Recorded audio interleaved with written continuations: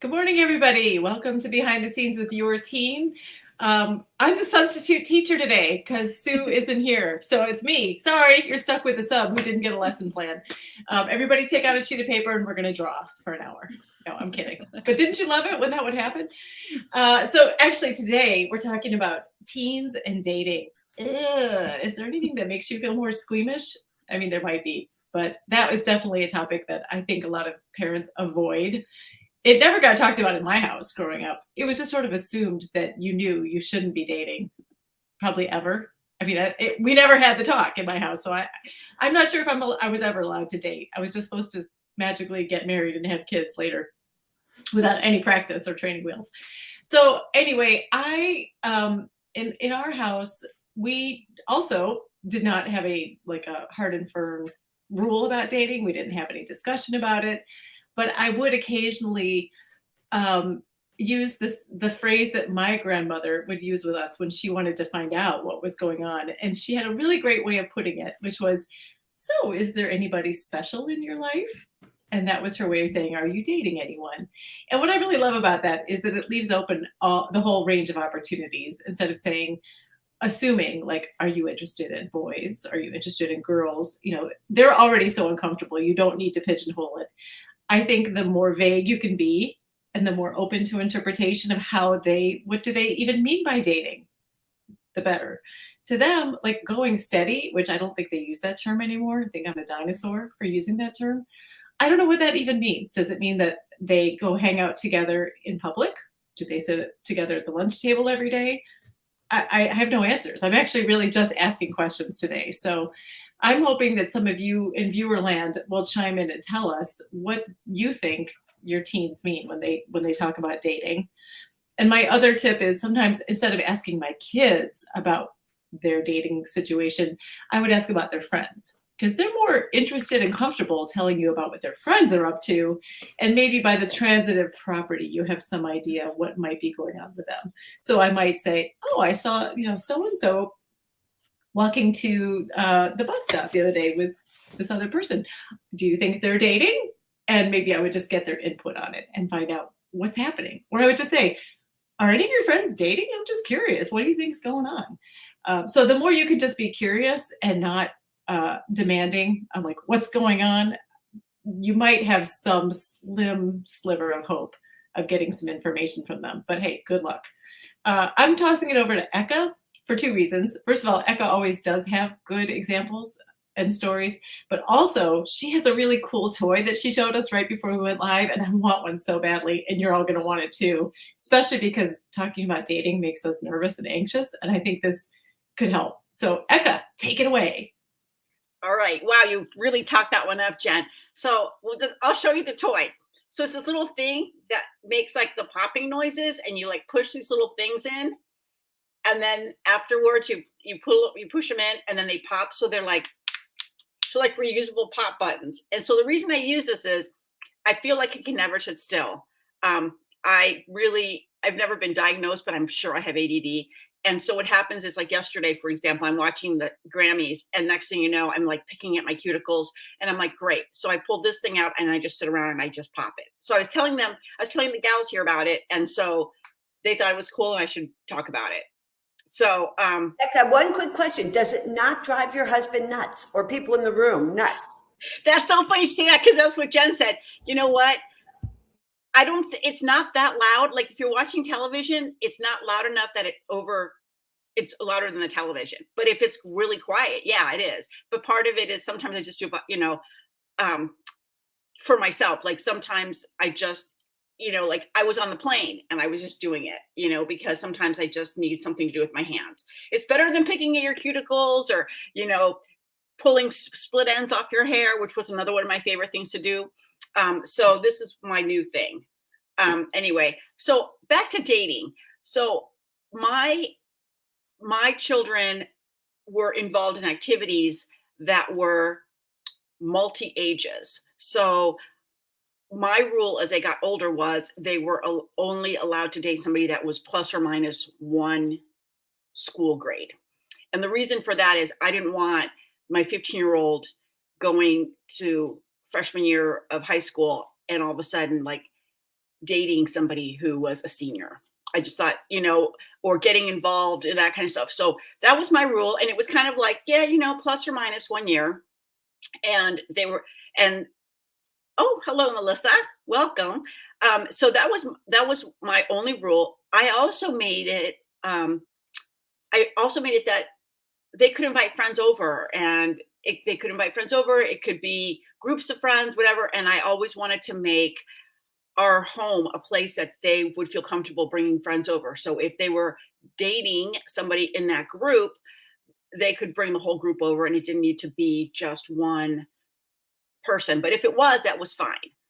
Those were kind of the rules, and they were allowed to talk about it. We said somebody like, so you hanging out with anybody, or just, casually at dinner? Now, the rule I had for myself is I wasn't going to become invested. So I wasn't going to invite so-and-so over, bring so-and-so with us. I was never going to be that person, because when they were growing up, you knew they were going to marry this person. And so you heard so many stories about these moms who invested in their child's significant other at that time. And then they break up. And then the mother's like, I miss her. I miss him. He was part of our life. And I was like, no. So I told my children, when you're ready for me to invest, let me know. Let me know. And I said this from the, like, sure, they're welcome over, but we're not planning family vacations with this person. This person isn't coming over for Thanksgiving. We're not there yet until you tell me. So fast forward 10 years after, my daughter meets this nice guy, and she says, oh, by the way, you can invest now. And lo and behold, they're now engaged. So it took her a long time to say you can invest. And I had said, I'm not investing. I'm not being cold. I'm not being mean. But this is not anybody that I'm going to put a lot of work into, because they're going to break my heart. Like, they're going to break yours, or you're going to break theirs. No. So that was my thing. I don't know if it's been any help, but it helped me. And they dated people on and off, nice people, not always not so nice people. And I was always very kind and very cordial, but they weren't like my best friend. So anyway, that's where I am. I'm going to send it down to Kamira. Can I just jump in just real quick, Eka, along here, just to back up your story? That actually happened to me with one of my boys, both in high school, both parents probably, I think the other one got more invested than I did, the girlfriend, mom, to the point where she would say to me, even if our kids break up, we're going to be friends. We're going to be friends. I'm like, great. Well, lo and behold, our kids break up.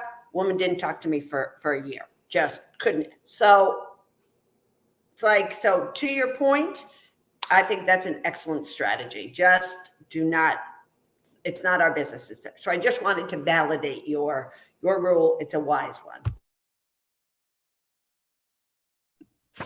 So Eka, I had the same rule. I actually have it written down here, not to be invested. I told my sons, we have all sons, and I told them the people are welcome over our house. Whomever you're dating is welcome. We have a basement that people hang out. There are about 3 homes in actually each of my son's friend circle, and we're one of the homes where they hang out.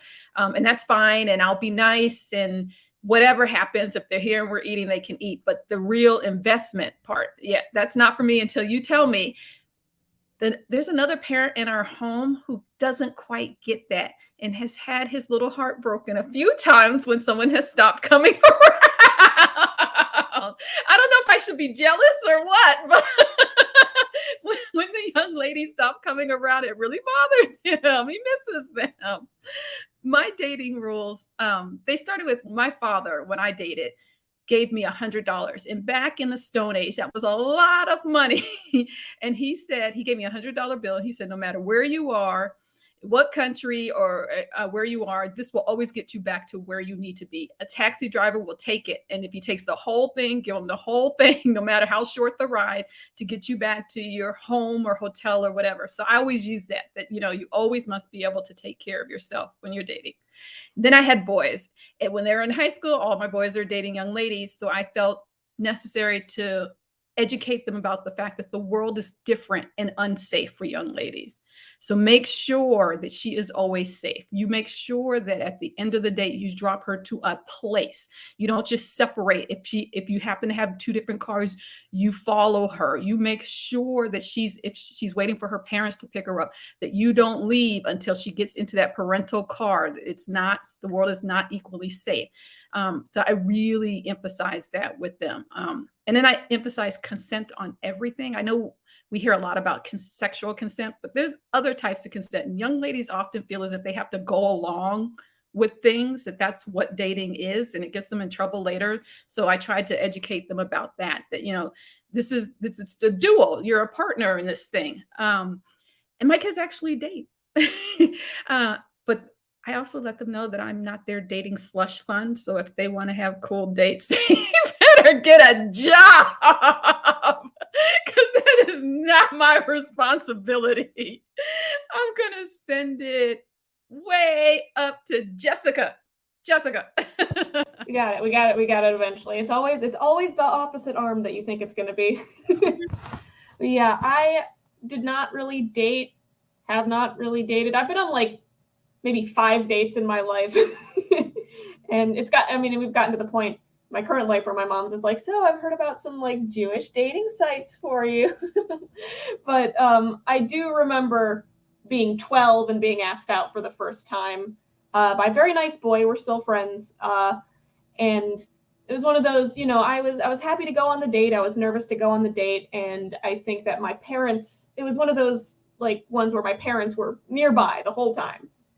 And I was grateful for that, because I don't think I necessarily wanted to be all alone with this very nice boy who I still love him to death. Wonderful kid. Don't want to kiss him. And he's fine with that. I think he's married now, but I don't know. I've always been very happy for the parental involvement that I had. But none of my dates necessarily went anywhere, so I don't think they ever had the chance to get too terribly invested, other than some guy friends who they're like, yeah, how is such and such doing, and I have to just nod along like, no, we're not we're not dating, but thanks for checking in. That's all I got in terms of dating. So who hasn't gone? I think Melissa and Mindy. So let's go with Mindy first. Thanks, Jessica. Kamara, same with me as with you. I have all boys. So those talks, one of the things we always did was the whole safe and consent talks. I think that changed as the older and older they got, more and more to this day. It's making sure you and the girl or boy or whoever you may be with are in a line, that what's going on. So, but I do have a lighter, funnier story. And Jen, you talking about rules and didn't really state them. I don't know that we ever stated them, but I do remember a story. Of course, it was my youngest, so the youngest of 3. He was in 5th grade. And anyone who has watched this before knows that I was a sleepover ogre, right? Did not allow sleepovers, hated them. So he's laying on the couch. He's in 5th grade. He's laying on the couch and he gets a phone call. And I hear him saying, no, I can't. No, I can't. He says, no, well, my mom won't let me. And he's like, then I hear him say, okay. And he takes the phone, he hands it to, passes it to me. And I'm like, what? There on the phone is his friend, another 5th grader, and says, hi, Mrs. Gallagher.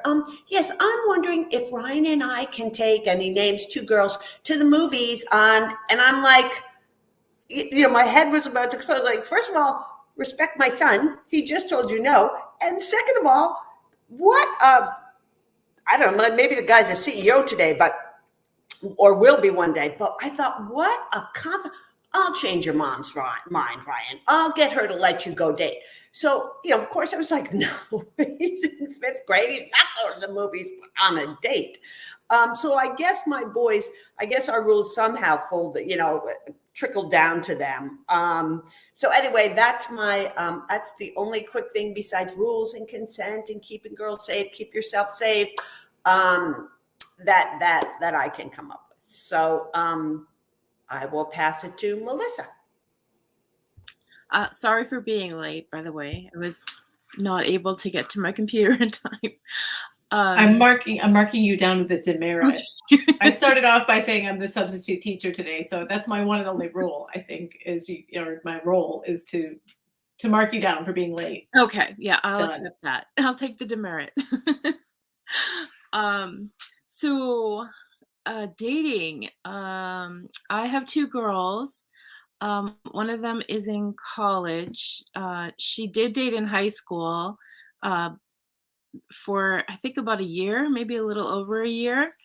And it was long distance. He was in another state, and so I think most of it was online, like online dating. She did see him occasionally, went to a couple proms with him. And then she went off to college, and she's completely uninterested in dating, just wants to put her head down and study. And as someone who was in a sorority and then in a women's college, appreciates I'm like, yay, do your work, study in the books. No need for you to be like, partying like your mom did. And then my other one, she dates actually quite a bit, but they're very long relationships. And I think it's just the age that we live in. They are also online mostly. It's talking on the phone, it's FaceTime, it's sending messages back and forth. It's and originally when this was first going on, I questioned it. I'm like, how deep can this relationship be? But I think because there's a lot of talking that goes back and forth. I mean, yes, they're spending time doing like really stupid things too, but like so does everyone else, right? But they actually get into some pretty deep conversations, and they know each other really well. So I think I kind of appreciate the distance, that it's sort of an anonymity, right? That you're like talking to a screen or a phone or whatever. You're not face to face, so you can go a little deeper and get to know people better. And even when they break up, they end up having this like richer relationship, and it's sort of outside of the peer pressure that you'd have face to face seeing someone every day. So I'm appreciating that. And things I do stress are safety. Online, I want to make sure it's not a catfish or something. Safety, consent also, and honesty. Like I really this is all practicing for adult relationships too, even if these are not going to last. It's just practicing how to be a good person, how to be there for someone else, and also to make sure that they're there for you too, like that it's not just one-sided, that it's actually growing into a mature relationship. So yeah, that's what we do in my house. Thanks, Melissa. That was really really good insight, because I do think that the online component is there probably at every age now. I think a lot of people, even adults who are dating now, it all starts online, or a lot of it starts online, and some of it just stays online. And that there are some advantages to that, as you pointed out. But also, I think the tricky thing is like when it comes to breaking up, do they break up face to face or online? It's easy to take the easy out and do it over the phone or by text. God forbid. Hopefully nobody is doing that. But those things, like maybe we need to articulate those rules to our kids, which is something like, you owe them the duty of a face-to-face breakup, if that's the way we feel about it. If maybe they're not even in the same state, that might not be always possible. But that reminded me that we have a really good article that Jessica can put the link in the comments for us. We interviewed Tori Cordiano and asked her all of the teen dating questions that we had amassed from parents over the recent weeks. And she had some great advice for parents on how to navigate all of these tricky situations. So watch for that. Thanks, Jessica, for putting that in the comments. Kamira, do you want to talk about, we have any interviews coming up this week? I think we have some things we want people to know about. And before I pass it over to Kamira to take us out, just a reminder, we are still doing Destination College, which is on Tuesdays. And so tomorrow we have another fantastic session, and it's never too late to sign up, because you can sign up, you can get all the replays from any that you've missed, and then you'll get the remaining live sessions where you can come and ask our experts. And we have some truly great topics that we haven't covered yet. So you definitely want to make some time for that. So Kamira, what else is on our plate for this week? Tomorrow, 10:30 a.m. Eastern time on all of our platforms. We're now doing this across LinkedIn, Twitter, YouTube, and Facebook. Tomorrow, we're having a mom's perspective. I'll be talking with Dr. Frida Millhouse Jones, and she'll be sharing what it's like parenting a child with an eating disorder and how she found out about it and what's been happening in her family since they've found out about and received this diagnosis. It's a very interesting story. Some of you may remember that she wrote an article that we published, but we'll be having a conversation about that. And on Thursday, Sharon is talking about teen mental health. And how do you know that if your teen's mental health is suffering? So that is going to be on Thursday, same time, 10:30 a.m. Eastern time. Great. And we actually have somebody who just chimed in with a comment or question, so I want to put it up. Susan asked, do you allow FaceTiming in their bedrooms with the door closed?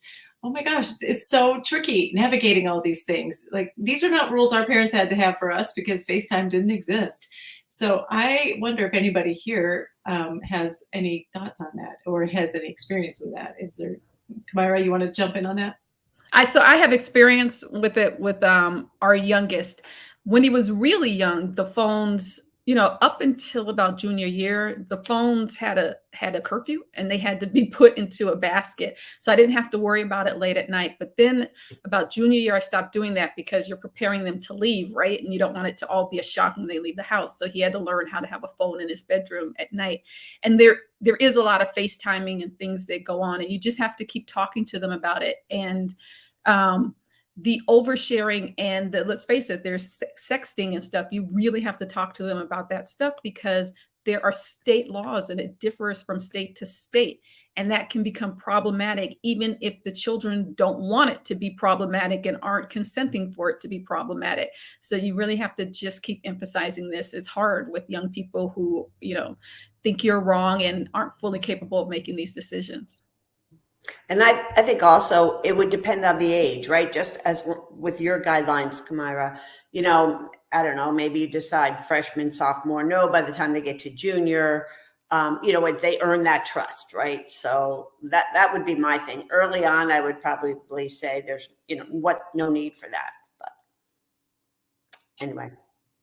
And we have Lori chimed in, and she talked about how there was some virtual dating going on in her house, mostly because of the pandemic, which obviously that was a whole other layer that complicated things. And we're hearing too that it sort of delayed our adolescence development. So all sorts of social things kind of got off the rails because of the pandemic, but dating certainly would have been one of them that would be affected. And then she says that they broke up before going to college. It's been a good thing. I do always worry a little bit about those relationships that they hang on to when they go off to college. I went off to college with a boyfriend, and it didn't last because all of a sudden you have all these new opportunities to meet people, but you have to let that take its course. That's an organic thing. You really you cannot have a rule about that saying you must break up before you go to college. You could suggest, but they're going to do what they're going to do at that point. And Stephanie, we feel your pain, Stephanie. She says she's going through this now with her 16-year-old son. I think more like in regard to the first comment about oversharing and being on FaceTime and going too fast, even with you speaking to them about it, it's really hard to pull the reins in on that. So we feel you, Stephanie. We're here to support you, and we know it's hard, so hang in there. Thank you, everybody, for joining us. We'll be back next week, and we hope you have a great weekend.